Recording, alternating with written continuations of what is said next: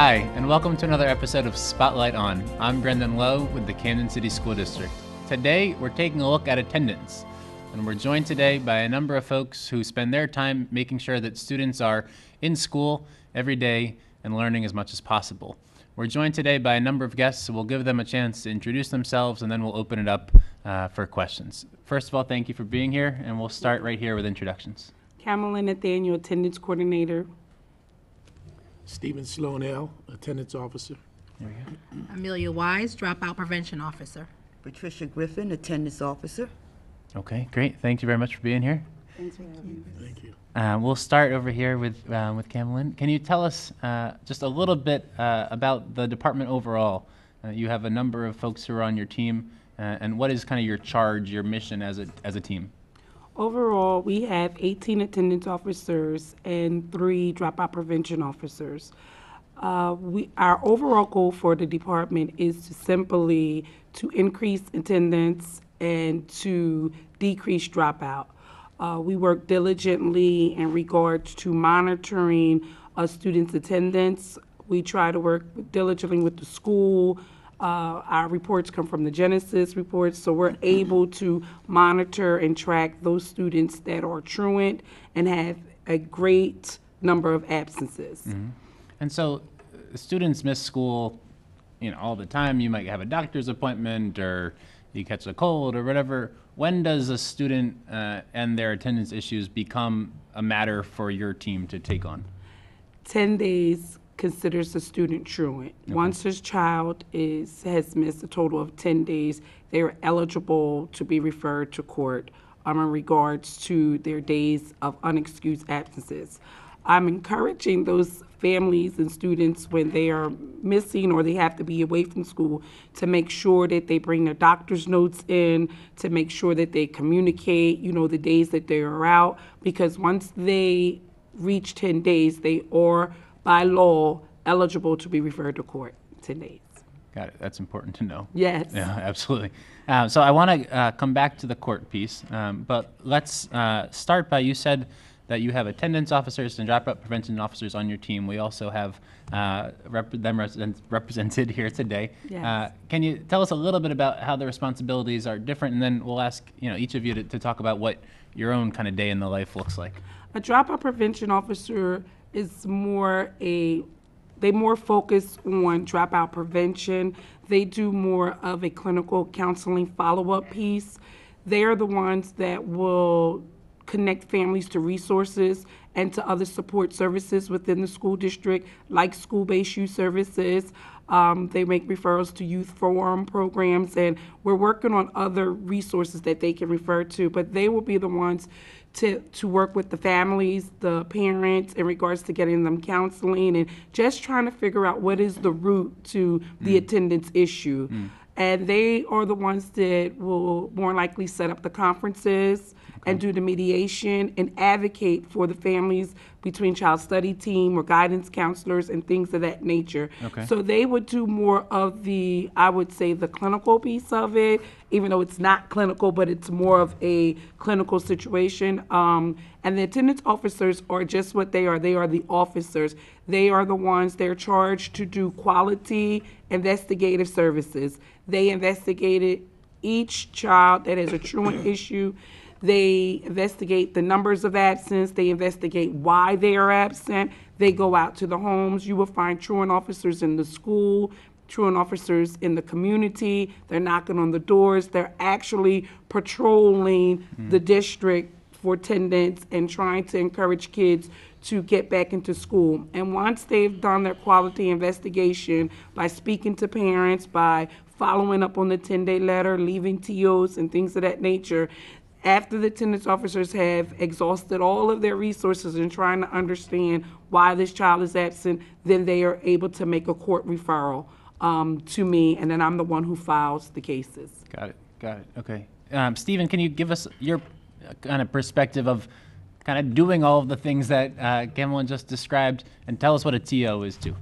Yes, our investigation starts early in the day, early in the morning. We go out to the home and visit and let the parent know that their child has been absent for a certain length of time.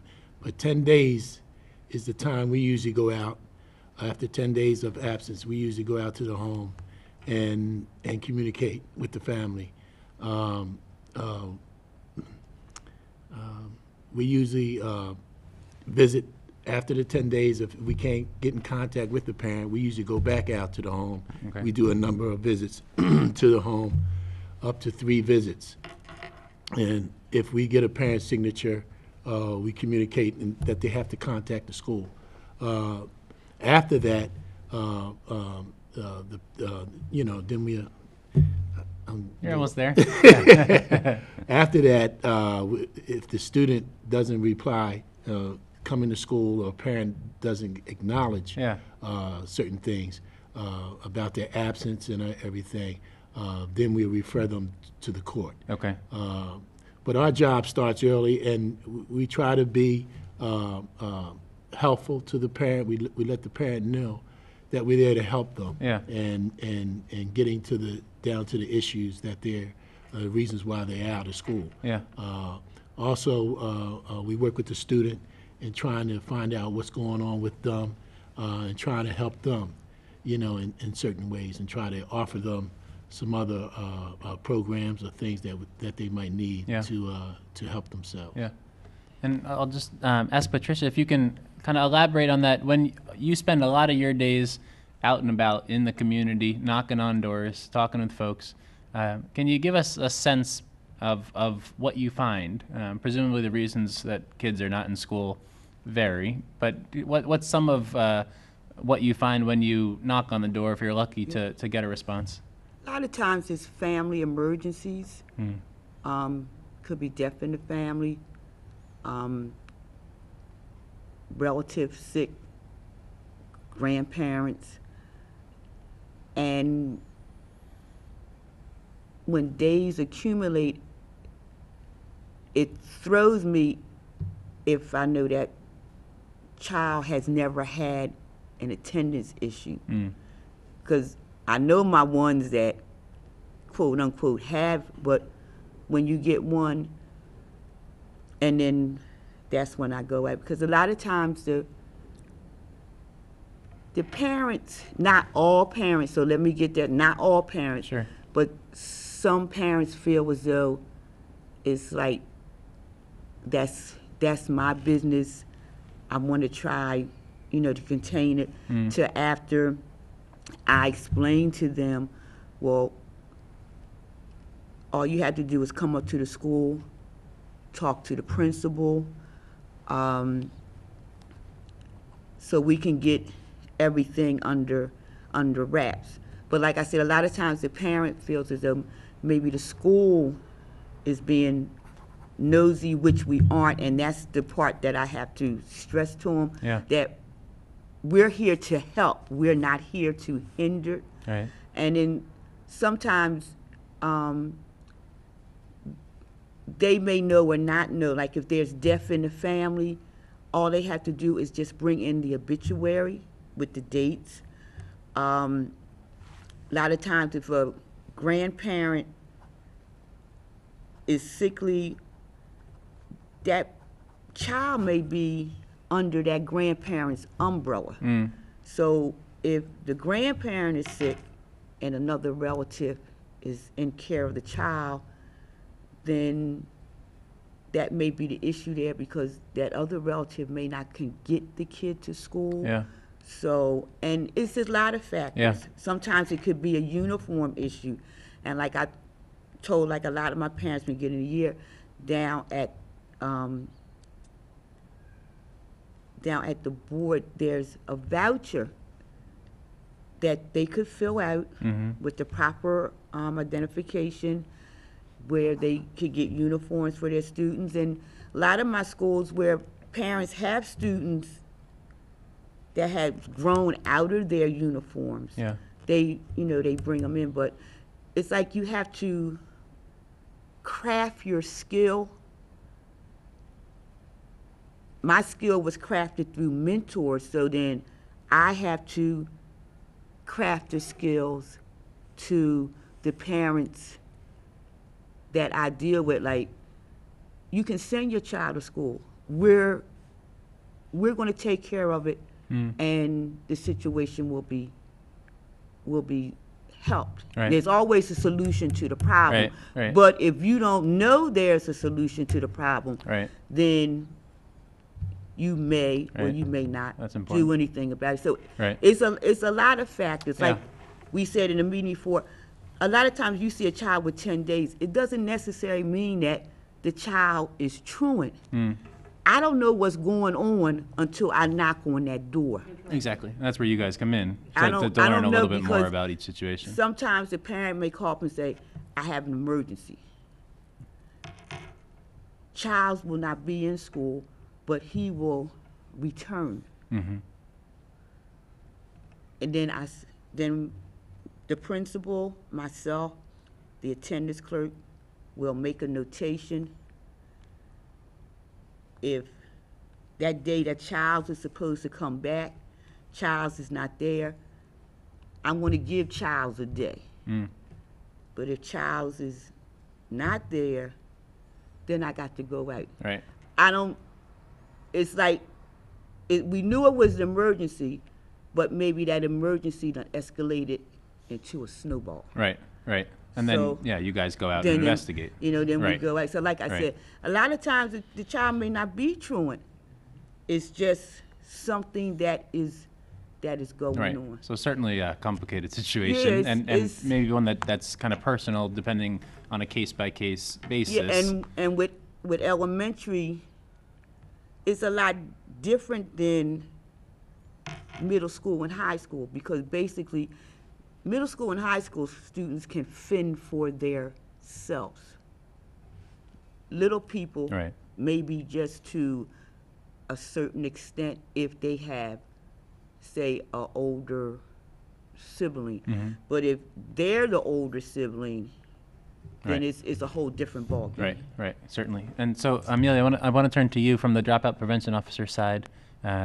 Judging by how Camaline was describing it, it certainly sounds like a connector role in terms of determining what the issue is and finding necessarily the right resources or the right solution based on the situation as Patricia was describing. But give us a little sense of your world. Okay. As a dropout prevention officer on a high school level, I would like to say that we are connectors. We work hand in hand with our attendance officers. Our attendance officers, they go out and do the investigations, and once they come out, we talk. And there are certain services that we may have to provide for a student or a parent that they're unable to provide, such as counseling or referring them to a certain entity that would be able to help them. So in our role, as a dropout prevention role, I would like to look more as being a mentor.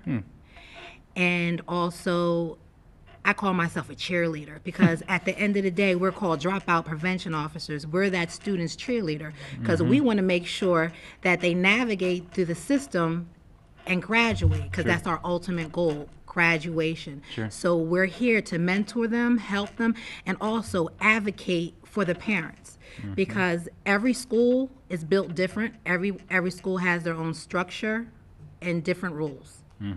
And sometimes parents are intimidated when they come up to the schools and they're unable to get the assistance that they need. And so then that's why we have a lack of parental involvement. So I think that I would like to say that the dropout prevention officers are the ones to bridge the gap. It's okay to come into school. It's okay that you're having this problem. You're not the only one in the city of Camden that's going through these problems. Right. We're here to help you. And once they've become comfortable with someone, then that's when things open up and we're able to provide the services that we need for the students to get back on track and graduate. Yeah. So that's what I would say the day in the life of a dropout prevention officer Yeah. would really look like. Yeah, no, thank you very much for that. And I want to come back over here, Camaline, and just talk about some of the biggest misconceptions around the work that you and your team leads, because it sounds like, like you were just saying, you're not the only student in Camden who's dealing with some of these challenges. If you have a doctor's note, or you bring in the obituary, or if you communicate that there's an emergency happening, but that a lot of it comes down to communication. But members of your team, you wear a badge, people can read into that in all kinds of ways. And so I just want to get a little bit into what some of the misconceptions are, what some of the myths are, and kind of give you guys an opportunity to dispel some of them and kind of identify what it is that you truly are doing. I think we've all said it in a different kind of way. I think Patricia had spelled it out. We are truly not here to hurt, harm, danger, take away, remove. We're not here to do any of that. In fact, we are really here to help figure out what is the underlying problem or the root to why this child or these children cannot get to school. And once we figure out the root, we can provide a prevention or intervention to support this child to get into school. I think through all of us speaking, we failed to say that a child not going to school is against the law. So when you do not send your child to school, you are breaking the law. So what we're trying to do is assist you from having to get to that court level. Right. So when my officers and the dropout prevention officers, and even myself, because I'm going to do home visits too, when we knock on your door, it is not to argue, it is not to demean, degrade, berate, belittle. We're really knocking in concern because we really don't want to refer you to court. Right. We want to figure out how can we get your kid into school. Our department slogan is, you attend, you will win. If you get your kid to school, eventually there's going to be a winner. When he graduates with that high school diploma from pre-K up until 12th grade of graduation, if your child attends school, your child will win. You're giving your kid an opportunity to walk into his or her future with a bright step by supporting them to get to school. Yeah. And when your child is not in school, your child misses instruction. Right. Right. Your child misses support. Your child misses many levels of educational services. So when we knock on the door, we're not walking as the Miami Vice, because that is not who we are. Right. We're knocking in sincere concern. Yeah. Some of my attendance officers, they go over and beyond Yeah. to what their job responsibilities are. As- One of them sitting next to you. Yeah, one's sitting right next to me. He goes over and beyond. Yeah. And, I'm not going to speak on the things that he does because, what he does because he is really compassionate and he cares about the people Certainly. and the work that he does. He goes over and beyond some things that he does Right. to be a support to children that need a support and to be an ear to parents that need an ear. Yeah. So we're not coming for arguments. We're not the court people. We're not the people that are coming to call DIFUS or any things of that nature. We're really there to be a support first. Yeah. However, when you are a family that have been consistent in truancy, we have to abide by the law and we have to file your case in court. Yeah. So what we're really trying to do is we are really trying to send a message to promote attendance. Yeah. Get your kid to school. Just get them to school. Get your kid to school. The other things we'll work on. Whatever the other issues may be, we can work on. Right. We can begin to advocate. We can begin to channel you to different resources and supports. We can begin to bridge the gaps for things that may be not working, but we can't do this if you don't get your kid to Right, school. exactly. So, that is the one misconception that, we really want to get that out of the way. We are in uniforms and we do wear badges because it's just plain right professional. That's right. That's it. I don't have nothing else for you. Good. It's just professional. Sure. We do not want to be seen as groups of people that is compassionate but cannot look the part Right. and have no professionalism Right. and act the part. official. So it is a professional look. We want our kids to see an example of professionals, Yeah. of what people do at work. We dress professionally, we speak professionally, we conduct ourselves professionally, and the badge is just to identify that we are officers and we are out to do a job. Yeah. And so don't think no more of it than that. Okay, all right. right. For our attendance officers and our dropout prevention officer, certainly in some instances, Patricia, as you described, a situation can snowball, and that's what we don't want to happen. The opposite of that is that when you kind of reach out your hand in support by going to visit the house or by making a call, it can turn a situation around in a positive way. And I'm wondering if you can talk about an example of that. You've knocked on hundreds, if not thousands, of homes at this point, and worked with many kids. And not necessarily with sharing a name, but is there an example that you can give of a student or a family where, because you got involved, somebody who might have been out for 10 days or somebody who might have been chronically absent began to turn their behavior around and become more involved in their school community? Well, I have Feel free. a student that I stay in touch with. He's in high school, and he works in the evening, and he misses a lot of time from school because he works, and I try to talk with him. He has a kid, and try to assist him and try to get him to school. So routinely, at times I go by and check on him, and a lot of times he's home, and I usually just take him to school in the morning, and over the last 4 or 5 months he has changed. He's attending school. He's doing a lot better. His grades improved. That's Just a little help, Yeah. and all the attendance officers, this is what we do. We motivate and try to assist the families, and we need more of that. But we're doing our part, and I just want to say this to all the parents and kids out there. We're here to help, and our attendance officers, when we come out into the neighborhood, we're out there to assist them in whatever they need. Clothes, food, whatever. This is what I do, and try to help in these families, because a lot of our young guys don't have that, and that support, and that's all they need. Yeah. Is a little somebody to absolutely come through for them and trust. Yeah. So On a consistent I basis, earned that. yeah. I Yeah. work for that. Yeah. And like Ms. Cammy said, this is what we do, and I just want the families out there to know that whatever they need when we do come out, just talk to us. Yeah. And we'll help them. Yeah. Yeah. I'm sorry, I didn't mean Okay. I know you had we're going away. I just wanted to add what Steve was saying. And when you receive the 3, the 5, 10-day letters, you receive the TOs, as Steve was saying, that is the time to come up to the school. Right. That's the time to reach out to Right. us. That is the time to say, look, this is what's going on.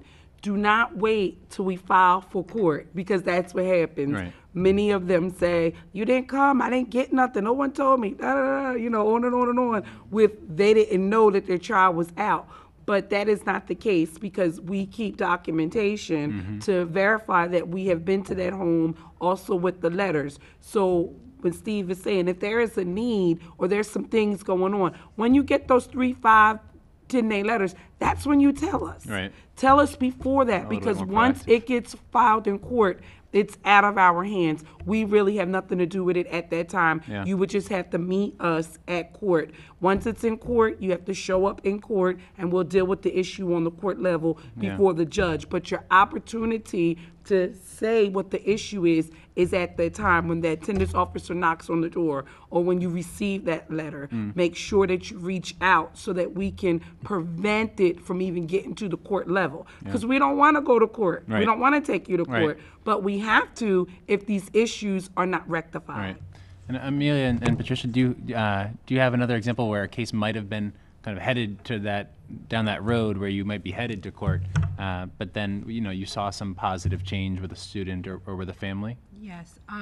Like Ms. Nathaniel said, if you don't communicate, we don't know. Right. And when we hear the word homeless, we think of adults, but we have students in our district that are homeless. Good point. So with that case being with attendance officers first going out investigating and then coming back with some things to share, then that's when I got involved to make sure that one of our students had the proper services and resources and everything that he needed, because he was in fact a homeless student. So he was failing, but we jumped in because we love what we do. We're here to help. We helped provided him services, hooked him up with Miss Sanderson Tron. She's the liaison for homeless prevention in our district. So we connected him with her, and now that he has his services in place, he is on track to graduate this year. So that's my success story That's that I'm going to hold on to. He's going to remember me. I'm going to remember him because we helped him, and that's the point that we're just trying to get out to the city, that we're not here to hurt you, hinder you. If something going on, we need to know so we can help and push past that big word of truancy and having to go to court, because we need to know what's going on. And we need to account for our students. We need to hold, parents accountable and students accountable, because if we didn't investigate, we never would have known that one of our students was homeless. Yeah. So with that, I think that's just a big thing. Yeah, certainly. Big thing. Yeah, and congratulations for the Thank change you. that you were able to Yes. to affect there. Patricia, I don't know if you want to jump in. I think all the ones that I have conquered and maybe quote unquote bug the parents by saying how important it was. It's a challenge. Yeah. It's like chipping at the mountain till you get it down. Mm-hmm. And I don't had a lot of mountains, but they was good mountains. Yeah. And once the parent understands that we're not the bad guy, Yeah. and the students, because like when I be walking to Howard, they know me, but they think I'm a cop. And I had to say, no, I'm an attendance officer. And they say, oh, you the lady that come knock on my door. But you don't have to knock on my door because I come to school every day. And it's a good thing that they recognize Yep. who we are. And like I said, all my mountains, I have solved them with the help of the parents, because they're the key. They're the key that opens the door. With my attendance clerks, with the principals, because I try to work in-house before taking it out. If I can solve it there, then I'm all right. Sure. But for example, one of my little people, all of a sudden, she didn't want to come to school anymore. And I'm like, she's never been on my 99021. And Sorry, Patricia, tell us what a 99021 means. it's a report from Sounds like a zip code. It's a report from Genesis, Okay. and we plug in the number 10, and it shows how many students has missed 10 days or up. Okay. And then we have to go through the attendance to capture the days to see how did these days creep up. And she was one that was never on my list. And home visit, talk to the parents. Mom was at wit's end. Mom even had to take her to work with her. Dad was bringing her to school. She'd get through the front door. She didn't want to go. And I don't know, all of a sudden the last time I talked to Mom, she said she was coming, she was up at the Board of Education, and she was talking to Miss Stokes. She was up at the Solution Center. So when the student came back in, I said, are you staying today? So she said, I'm here, but I'm going to come back tomorrow. So I said, well, we made it. But she's been back ever since. So when I go, Good. she says, and we do this, she says, I'm here. So we all have success stories, but it may be that one where all of the challenges have been made. Right. Right. Because you're going to get them. Right. But to me, that was the biggest challenge. And I had more than one challenge, but that one there, looking at her second grade, and I'm like, if you went through this in second grade, you can go to third grade. So when you going to freeze up on me Right. and, do it again. Early So, interventions. Yeah. yeah, so, Yeah, that's a big deal. because Mr. Nathaniel tells us sometimes some cases may not be a court case. Yeah. So sometimes you have to walk in somebody else's shoes. Now, if I had referred her, mom has to take off from work. Right. It was something that the child was going through. Right. So Yeah. here again, I work in-house. Sure. Sure. Try to solve it in-house before Before you go to the actual house. we go to the actual. Yeah, we are just about running out of time, and it went by very quickly. But I want to thank you because you provide a service that I think is often unnoticed and often unheralded. But between the letters and the visits and all of the little things that you do in between them that are often go unseen, they make a difference. You just gave all kinds of examples, and I'm sure there are many, many more that you have. And in terms of taking preventative steps before it ends up in as a court matter, it certainly sounds like we're doing a lot. And we can continue this conversation in a future episode about additional steps we can take working with parents and with schools to keep it to a lesser issue. So in addition to thanking you, I want to in particular thank Patricia, who's retiring at the end of this year after 36 years of service to the district, and just thank you for all that you've given to the district, and wish you well in your retirement. You're quite welcome. And thank you for watching this episode of Spotlight On, this time focusing on attendance and the complex and personal issues that it often involves. Remember that you can suggest a topic for a future episode by emailing us at communications@camden.k12.nj.us. Remember to like us on Facebook, you can follow us on Twitter, and you can watch this video as well as more than 100 others on our YouTube station. Just search for CCSD-TV. For now, I'm Brendan Lowe with the school district, and thanks again for watching.